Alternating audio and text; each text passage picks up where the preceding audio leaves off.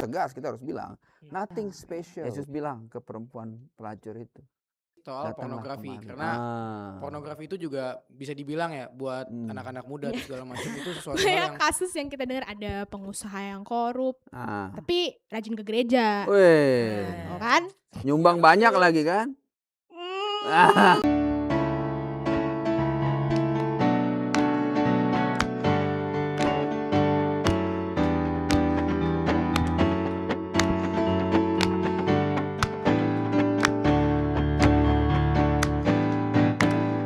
Jangan lelah bekerja di ladangnya Tuhan. Roh Kudus yang beri kekuatan, yang mengajar dan menopang. Tiada lelah bekerja bersamamu Tuhan, yang selalu mencukupkan akan segalanya. Ratakan tanah bergelombang, timbunlah tanah yang berlubang, menjadi siap dibangun di atas dasar iman. Ratakan tanah bergelombang, timbunlah tanah yang berlubang, menjadi siap dibangun di atas dasar iman. Menjadi siap dibangun, menjadi siap dibangun, menjadi siap dibangun di atas dasar iman.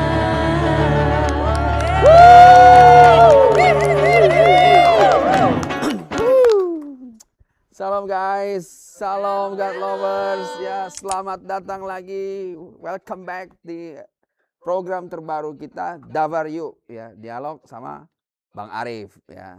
Tapi Davar dalam bahasa Ibrani artinya adalah firman Tuhan yang hidup, ya. Nah, kita mau bahas ya berbagai hal ya tentang firman Tuhan, dan kita mau belajar lebih dalam lagi ya tentang dan pertanyaan-pertanyaan yang dalam realitas keseharian kita. Oke? Ya, kita akan coba ngeliat dari perspektif firman Tuhan, karena firman Tuhan hidup itu untuk generasi kita. Ready guys? Ready. Alright, let's give it a shot. Bang, Oke, ya. saya punya pertanyaan, Bang. Serius benar. Langsung serius gitu, Jer. Semangat. Ada anak kecil umur 5 tahun, itu kena kanker. Dia kan masih sangat belia kan, Bang. Terus kenapa Tuhan ngebiarin penderitaan itu ada pada dia, padahal dia masih sangat belia untuk itu? Wah, luar biasa ya. Jadi kita punya perspektif seolah-olah Tuhan tidak adil gitu kan. Kenapa anak kecil yang nggak punya dosa, yang masih begitu lugu, masih begitu polos ya, lalu dibiarkan Tuhan untuk kena kanker, ya kan? Nah, satu nih, kalau kita ngelihat dari perspektif kita tanpa iman, kita akan jadi punya kepahitan sama Tuhan. Seolah-olah itu kutukan dari Tuhan, seolah-olah itu adalah rencana Tuhan. Wah, takdir dari Tuhan dia kena kanker.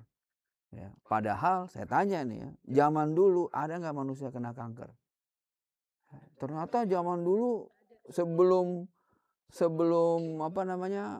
polusi menjadi parah seperti sekarang, radikal bebas itu jadi gimana di mana-mana ya. Kanker itu penyakit yang memang belum ada tuh dulu. Kenapa? Karena bumi masih bersih ya, belum ada polusi, belum ada masalah dan sebagainya ya. Jadi sekarang kita tanya kalau gitu ya. Jadi penyebab kanker itu sebenarnya apa? Ya, kenapa hari ini begitu banyak orang gampang kena kanker? Gitu ya, terjadi mutasi gen juga ya di dalam manusia ya. Sehingga kemudian kita lebih rentan akibat polusi yang luar biasa ya. Makanan-makanan yang karsinogenik istilahnya ya, itu yang bisa memicu kanker ya. Dan kita ternyata konsumsi itu ya. Tempe kita hari ini itu GMO, rekayasa genetik Ya, padahal kita makan tempe, kita pikir itu makanan sehat, ternyata ya itu bisa memicu kanker. Satu itu ya harus kita ngerti. Nah, jadi bagaimana kita ngeresponnya? Tuhan bolehkan anak itu kena kanker.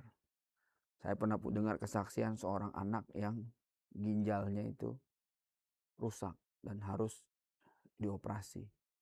Ya, ternyata ada mujizat terjadi. Ginjalnya itu dipulihkan. Anak kecil nih, ya. Jadi kesaksian, gitu ya.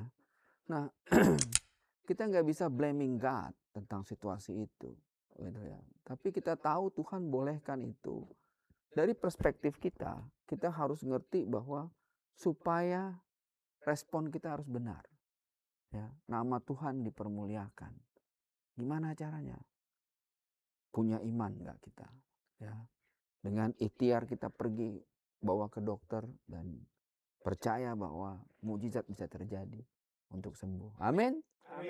Tuhan bisa buka pakai cara itu. Ya, tapi kita nggak bisa blaming God. Soalnya Tuhan itu tidak adil. Ya, Tuhan bolehkan kecelakaan ada terjadi. Kadang-kadang kecelakaan karena kelalaian manusia, betul karena kelalaian manusia. Ya kan? Perang terjadi. Alkitab menuliskan itu. Ya. Bisa nggak Tuhan stop itu semua? Bisa nggak? Tuhan tuh kasih kita nih baik-baik aja. Bisa nggak kita semua dibalikin lagi ke surga deh? Ya, ya kan? Agar kita nggak kena sakit penyakit, ya kan? Bisa nggak? Bisa sebenarnya. Ya. Tapi sejak awal kita nggak diciptakan sebagai robot.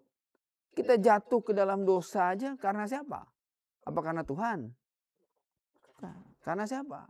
Karena diri sendiri. Ya, di situ kita mengerti bahwa rancangan Tuhan, rancangan damai sejahtera, rancangan keselamatan. Ya, tubuh yang fana ini juga ujungnya adalah punah. Ya. Tapi ada tubuh yang kekal yang Tuhan siapkan untuk kita. Agar kita mengerti bahwa ada jalan keselamatan. Oke? Ya, jadi nggak bisa kebanyakan. Selalu ada purpose dong. Ya. Bahkan daun yang jatuh ke bumi pun ada tujuannya. Sik. Oke. Oke, ada lagi? Ada nih Bang. Oke. Ini agak menjauh dikit dari pertanyaan tadi Bang sebenarnya. Jangan menjauh lah. Tapi Kenapa terkait menjauh? isu moral juga, juga. Jadi Apa tuh? gue sempat lihat di sosial media gitu ada public figure yang secara terang-terangan dia itu mengaku dirinya seorang gay atau queer gitu. Tapi dia perilakunya, amalnya itu baik gitu Bang. Nah dia itu keselamatan bagi dia gimana itu Bang? Dia mau tetap masuk surga atau enggak gitu? Ya. Gitu.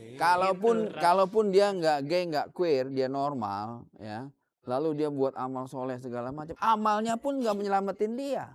Wow. Ngeri nggak maksudnya? Iya. Apalagi kalau dia queer and gay dan ya, kita nggak bisa hidup di dalam dosa. Itu satu. Ya. Jadi kita harus ngerti nih ya, isu ini sebenarnya banyak orang sensitif ngomong. Tapi saya harus tegas, kita harus bilang, nothing special with gay and lesbian or queer. Nothing special.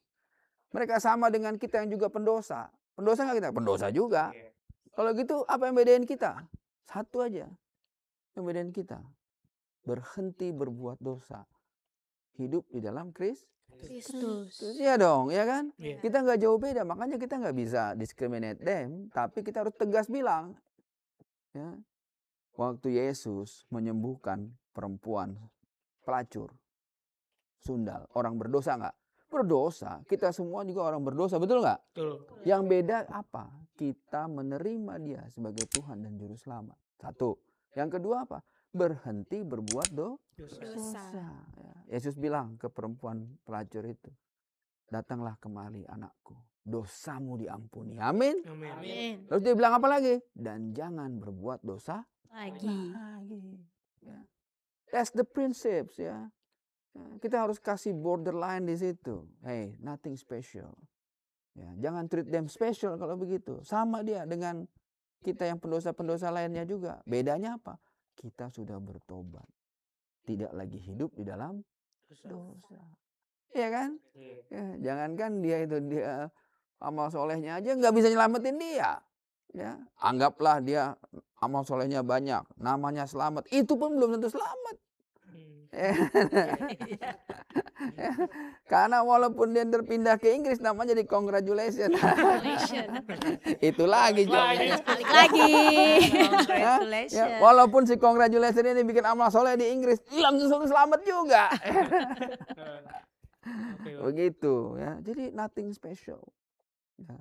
Kita harus treat them equal, sama-sama pendosa. Bedanya satu aja. Yang membuat kita beda di mata Tuhan apa? Berhenti berbuat Dosa. dan jangan berbuat dosa Lagi. Iya dong, ya kan? Oke, lagi nggak? Mau nanya nih Bang. Ini pertanyaannya mungkin ya belum jauh-jauh lah dari yang tadi ditanya. Apa tuh yang tadi ditanya? Tadi tanya kan soal ini kan gay kan. Nah ini Sekalian satu klub gitu. beda saya nggak kenal di saya. Jadi gini, saya mau nanya nih, bagaimana sih tanggapan Tuhan bukan kayak larangan atau enggak sih soal pornografi? Karena pornografi itu juga bisa dibilang ya buat anak-anak muda atau segala macam itu sesuatu hal yang kayak ya udah wajar aja gitu. Hah, wajar. Maksudnya tuh kayak maksudnya bukan kayak gitu sih, maksudnya kayak kayak buat orang-orang tuh kayak mereka tuh nggak nganggap itu kayak sesuatu hal yang gimana gitu. Jadi semakin tipis gitu. Nggak anggap satu yang salah. Jadi makin lama tuh makin normal gitu loh. Menurut lu normal nggak? Enggak. Jadi lu nggak mewakili mereka nih ya? Enggak, cuman mau tahu gimana sih sebahaya apa sih, maksudnya kayak itu pelanggaran yang sebesar apa gitu. Wah, itu kalau dalam Alkitab bro, itu agak-agak serem tuh sebenarnya. Karena itu dianggap menduakan Tuhan. Ya, itu dianggap tuh nyembah berhala tuh. Ya, pornografi, persundalan, perzinahan segala macam. Karena hati kita, pikiran kita tuh fokusnya ke situ akhirnya. Ya kan? Makanya itu adiktif tuh. Ya, itu kan bikin kecanduan. Ya, kita lupa sama Tuhan, kita tuh menduakan Tuhan. Keras loh itu. Nah, kita baca nih dalam Hosea ya. Dalam kitab Hosea ya. Ayat 12 ya. Umatku bertanya kepada pohonnya dan tongkatnya akan memberitahu kepadanya sebab roh perzinahan menyesatkan mereka. Nah, itu roh perzinahan tuh, pornografi tuh. Sama tuh, ya, adiktif tuh. Mereka berzinah meninggalkan Allah mereka. Mereka mempersembahkan korban di puncak gunung dan membakar korban di atas bukit-bukit, di bawah pohon besar dan pohon mawar, pohon hawar dan pohon rimbun sebab naungannya baik. Itulah sebabnya anak-anakmu perempuan berzinah, menantu-menantumu perempuan bersundal. Wah, itu kayak kutuk tuh. Ya, itu jahat betul di mata Tuhan. Ya, kenapa? Karena kita tuh dianggap menduakan Tuhan. Ya, nggak fokus kita nih sama Tuhan. Fokusnya kemana? Melihat film porno, ya kan? Gambar-gambar porno. Ya, lu bayangin ya, ini di HP kita sekarang ada kitab suci nggak? Ada Alkitab nggak? Tapi kemudian lu download juga film porno. Wih, ya. Lu sandingkan film porno sama Alkitab, ngeri betul. Iya nggak? Anak zaman sekarang begitu nggak? Kadang-kadang begitu. Pokoknya hati-hati tuh kalau HP-nya nggak boleh dipinjam. Apalagi yang punya suami-suami nih ya, masih kecanduan pornografi. Nggak boleh diperiksa HP-nya sama istrinya. Waduh, curiga deh itu ya. Kalau gue mah HP gue, istri gue bisa nelpon pakai HP gue, bisa suka-sukanya dia, nggak ada yang disembunyiin. Kenapa? Karena itu bagian dari mekanisme defense kita, keterbukaan kepada istri. Kalau belum nikah gimana bang? Keterbukaan kepada kakak rohani, kepada hamba Tuhan, bapak rohani. Dulu waktu gue masih muda juga, gue tinggal sama hamba Tuhan namanya Pak Jeff Hammond. Ya, sampai gue menikah. Gue nggak punya rahasia sama Jeff Hammond. Ya, pacaran aja, minta izin dulu restu. Dia bilang enggak, gue taat, belajar taat. Kenapa? Biar nggak nyusruk. Kita nggak nyusruk ya. Hidup kita nih ya. Sering jalan di tepi jurang, ya kan? Kadang-kadang nggak sadar nyusruk kita. Nyungsep tuh masuk ke jurang. Nah ini penting makanya. Pornografi itu, ya, itu membuat kita jauh dari Tuhan. Ya, makin jauh, makin kita tutupin, makin jauh kita tutupin. Karena nggak akan pernah ngaku nggak kita. Iya kan? Nggak pernah ngaku. Dari mulai ngelihat. Lama-lama pengen nyobain lah sekali aja. Iya kan? Ya, begitu punya duit pergi ke prostitusi. Aduh. Zaman sekarang ngeri-ngeri sedap tuh. Ya. Hati-hati. Belum lagi apa dampaknya ntar? Penyakit. Penyakit apa? Penyakit kelamin. Di mana-mana. Di mana-mana itu. Hah? Dosanya tuh 7 turunan tuh. Ini penting nih makanya. Itu menduakan Tuhan. Berat itu. Mungkin juga itu mendukakan Roh Kudus. Dosa itu. Begitu. Hah? Jelas gak? Jelas. Coba HP lu ada gambar porno gak? Nggak ada. Apa tuh? Gak ada. Nggak ada. HP yang satu lagi? Nggak ada, cuma satu HP yang Kalau kita cek nggak ada ya. nggak ada. Aman ya, aman. Ntar lu Aman cek, ya, lu aman cek. ya. Gitu kan? Silakan. Nah, ya kan? Silakan. Jangan ntar di download disatuin sama Alkitab. Wah, aduh, ngeri banget. Aduh. Bukan jadi satu Holder. Hah? Nggak bagus bang gitu. Tinggalin lah kehidupan. Bilang dong. Belakang kamera, belakang kamera. Hah? Tinggalin Bertobat guys, lah. kehidupan daging seperti itu. Ngeri, Lanjut, ngeri. Gimana? Ayo, ada lagi Oke nggak? deh. Ada lagi Nah, nggak? mau nanya nih Bang. Kita kan di Indonesia ini iya nih. Berat sebenarnya pertanyaannya. Banyak kasus yang kita dengar ada pengusaha yang korup, Ah. tapi rajin ke gereja. Weh, Oh kan? nyumbang banyak lagi kan? Mungkin. Terus ada ya politikus munafik tapi masih datang ke persekutuan doa. Nah, hah? Siapa ya? Tahu-tahu aja sih ini. Aduh. Setahu gue politisi munafik mah jarang dateng. Bab. Nah, hal-hal kayak gitu tuh bikin anak-anak muda zaman sekarang nih jadi sinis sama agama. Nah, kalau kata anak zaman sekarang itu omdo nih Bang, omong doang. Nah, pertanyaannya apa sih apa yang salah dengan kekristenan kita? Nah, kok bisa iman gak ngubah karakter? Kekristenan nggak ada yang salah, ya. Yang salah orangnya. Satu, ya. Pertama itu ya. Jadi prinsip-prinsip kekristenan yang diajarkan oleh Kristus itu jelas betul. Ya, kita harus jaga kekudusan, pikiran kita, hati kita. Termasuk juga itu apa? Cinta uang. Ya, jangan sampai, karena Yesus yang pertama kali Yesus bilang itu kamu nggak boleh jadi budak dari dua tuan. Kamu akan setia sama satu, berkhianat sama yang lain. Itu ngomongin apa? Mamon. Bukannya nggak boleh kaya ya. Ya, yang nggak boleh apa? Cinta uang, cinta kekayaan. Ini satu nih ya. Nah, ada orang begitu mencintai kekayaan, dia korupsi buat dapetin uang. Ya kan? Dia pikir dia bisa membeli dunia dengan uang. Nah, lalu dia ternyata orang Kristen, korupsi lagi. Banyak lagi korupsinya. Terus uang korupsinya sumbangin ke gereja lagi. Nauzubillah min dzalik. Ya. Hah? Amit-amit. Gitu. Dan gereja terima lagi kan? Aduh, gimana dong? Hah? Secara moral bagaimana? Nah, ini kita harus ngerti nih, ya. Kita tahu pertama satu yang jangan kita menghakimi orang tapi, ya. Karena gereja itu adalah tempat orang berdosa. Betul nggak? Betul. Hah? Karena Yesus bilang apa? Aku datang untuk orang yang sakit, ya, untuk orang berdosa. Ya, orang benar sih udah hidup benar aja. Tapi di gereja itulah orang-orang berdosa itu yang tadi itu queer. Masa nggak boleh queer ke gereja? Hah? LGBT nggak boleh ke gereja? Ya kan? Ya. Koruptor boleh nggak ke gereja? Boleh. Penjudi? Boleh.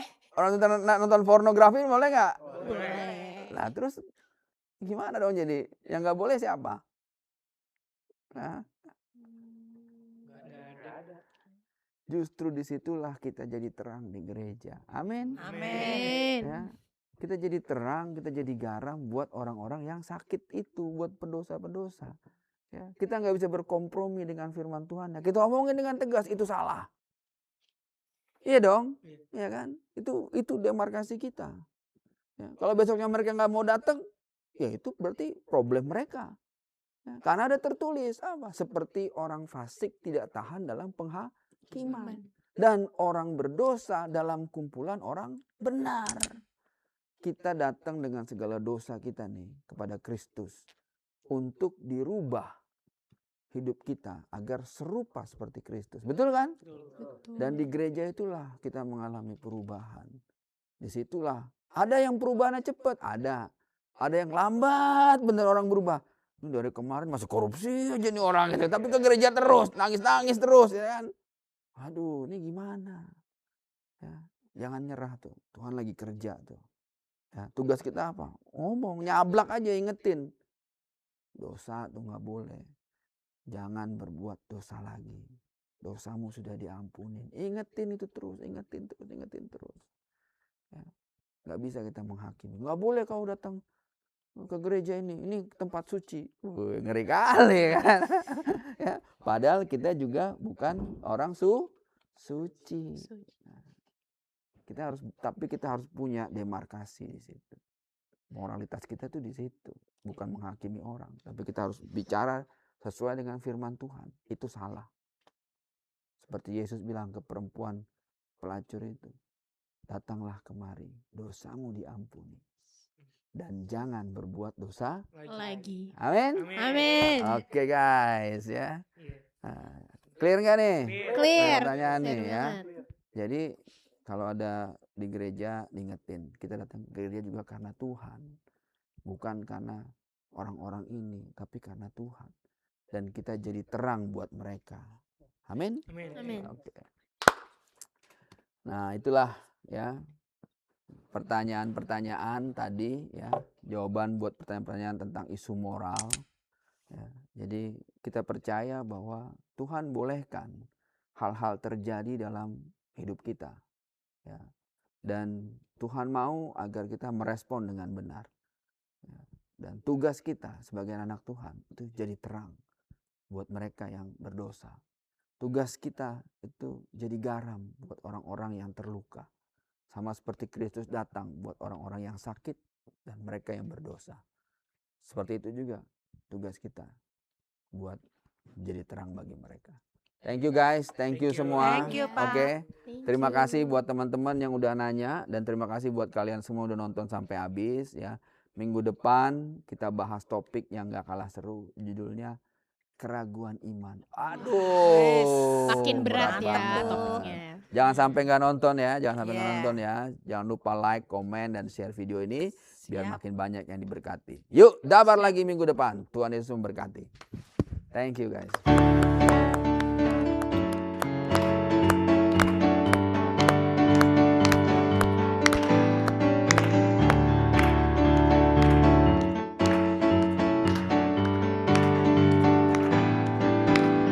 Jangan lelah bekerja di ladangnya Tuhan. Kau kudus yang beri kekuatan, yang mengajar dan menopang. Jangan lelah bekerja bersamamu Tuhan, yang selalu mencukupkan segalanya. Letakkan tanah bergelombang, timbunlah tanah yang berlubang, menjadi siap dibangun di atas dasar iman.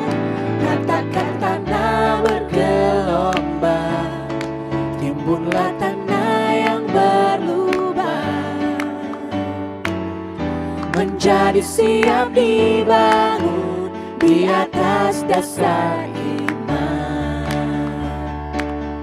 Menjadi siap dibangun, menjadi siap dibangun, menjadi siap dibangun di atas dasar